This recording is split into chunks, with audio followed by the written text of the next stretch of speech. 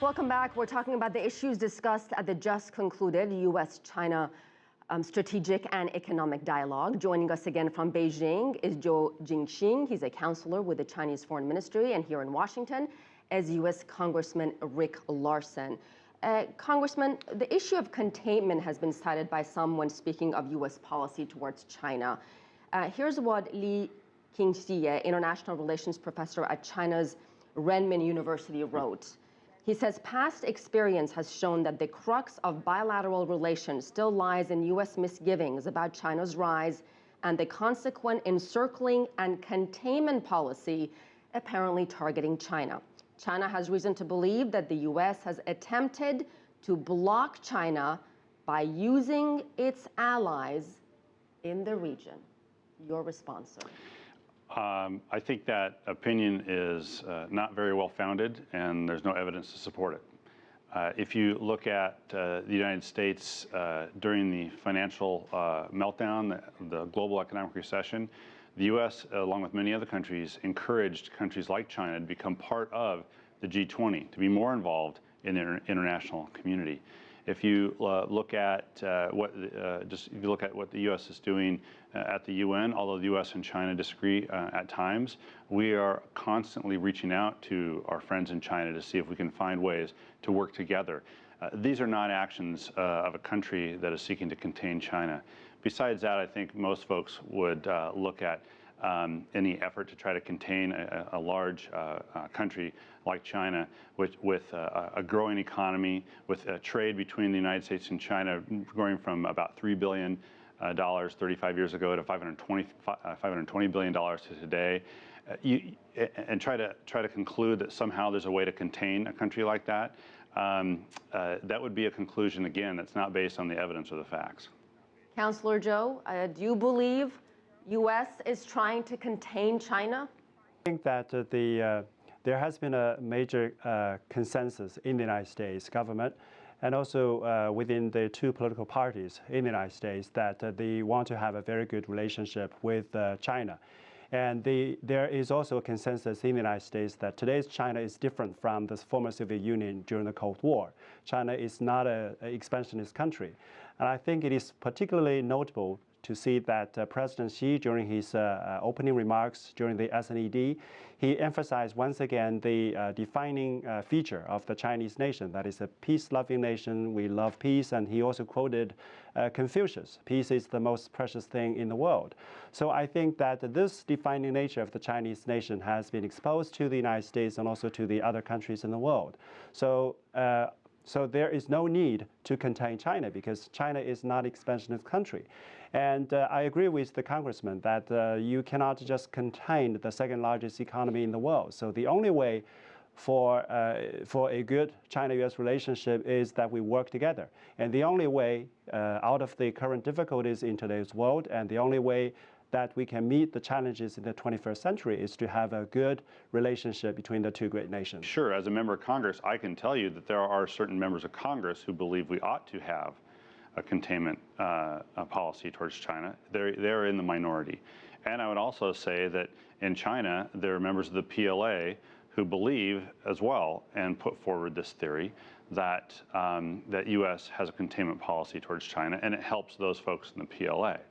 But I would also say that all those folks are in a clear minority of thought. You know, China is also getting more and more diverse. There are different people expressing their different views, but they may not represent the majority of the opinions. But I think there is also one thing to point out, that on the part of China, we do not have a policy or a strategy to push away the United States from the Asia-Pacific region, because we have stated many, many times that we welcome a constructive and positive role by the United States in the Asia-Pacific region that is good for peace, stability, and prosperity. So I think that there is every reason, at least at the strategic level, and also in terms of the wills from the two nations, that we should work together and to bring about better relations in the 21st century. Let's move on to the economic agreements. The valuation of China's currency and claims by American companies of unfair market restrictions in China. Was there any breakthrough today?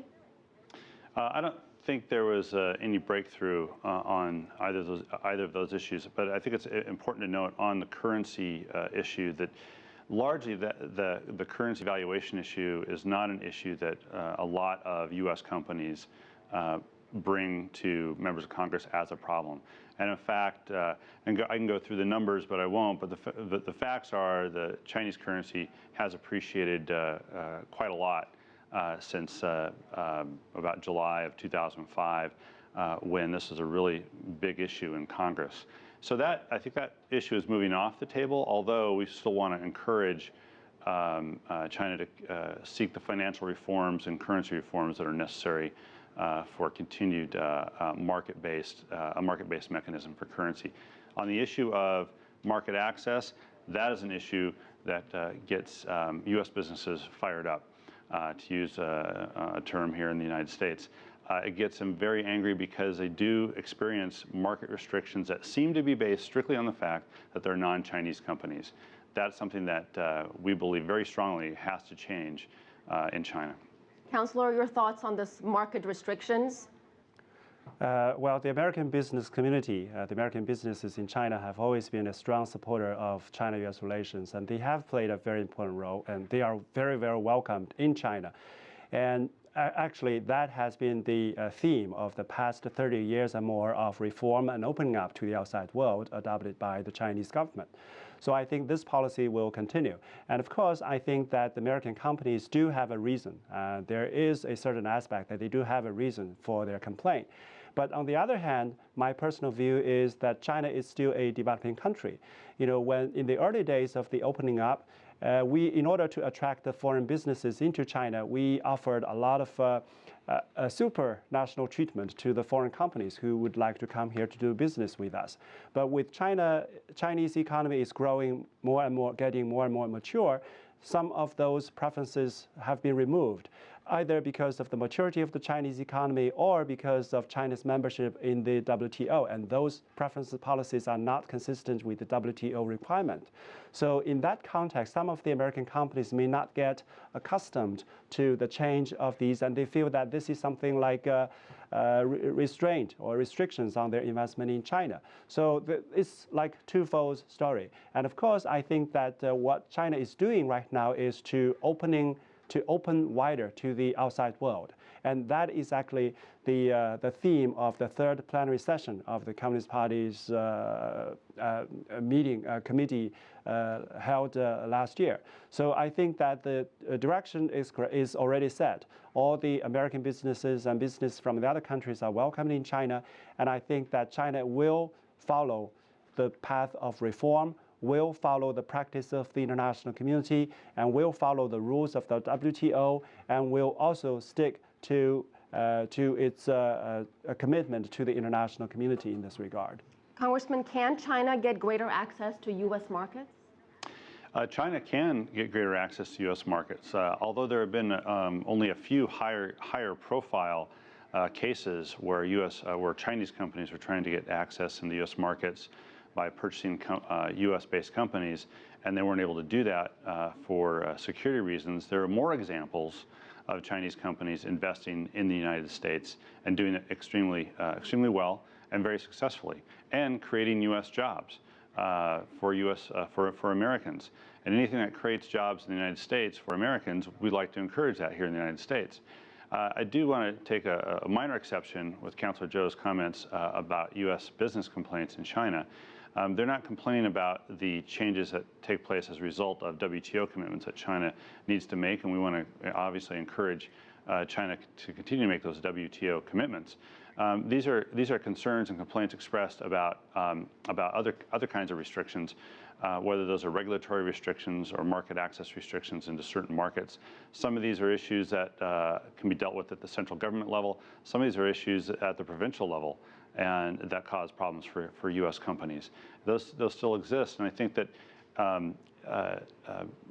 if China is going to be successful in its continued and comprehensive deepening of economic reforms in order to supply consumer goods to 1.3 billion Chinese, there's going to have to be more market access for non-Chinese companies in order to meet that demand that's out there. All right, I would like to move on to the sensitive issue of cyber espionage.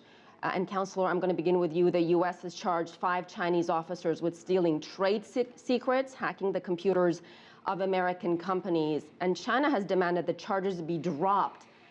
What if the charges are not dropped? Your reaction to that, sir? Well, the Chinese government's logic is that China is a victim of the international cyber hacking, and China does not have a policy or a strategy to encourage its people or computer users to hack into the systems of the any other countries. So that's not what the government is doing. And having said that, China believes that if we have differences, if we have problems, or if the United States has discovered any cases, please present us with the evidence so that we can look further into those evidence and punish those perpetrators. But so far, the government has made it clear that we have not received sufficient evidence as to those hacking activities by the Chinese nationals. But again, the government's logic is that this is a critical issue. It is a difficult issue for the time being, but let's work together and let's be a little bit more creative so that we can turn a thorny issue into something like a rallying point between China and the United States. Because anyway, this is a joint challenge in the 21st century, not only for China and the United States, but also for the rest of the world. Congressman, very quickly, we're out of time. Your thoughts? Yeah, well, this is very encouraging comments from Councillor Zhou about the recognition of cyber theft, cybersecurity. The U.S. takes this issue very seriously. We've seen that. We would like to see the cybersecurity working group restart its work between U.S. and China because there's a broader strategic issue that we have to deal with. Meanwhile, we do continue to have concerns about whether or not this is an official Chinese policy. All right. Thank you, gentlemen. Congressman Rick Larsen, Councillor Zhou Jingxing in Beijing. Thank you so much. And that's it for this edition of The Heat. We would love to hear from you, so please send us your questions, comments, and story ideas to theheat@cctv-america.com. And you can now listen to CCTV America programs 24/7 from anywhere in the United States by simply calling 231-460-1199. I'm Asiye Namdar in Washington, D.C. Thanks for watching.